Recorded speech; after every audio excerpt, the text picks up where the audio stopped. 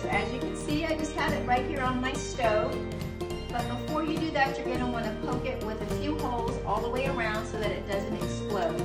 Then you just set it on your flame and you're just gonna rotate it while it cooks until it gets deep wrinkles.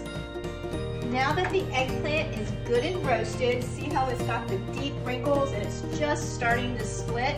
Now I'm going to place it inside a large Ziploc baggie so that it will start to sweat, which will then make the skin easy to peel off. So I'm just gonna close it up and let it sweat inside the baggie.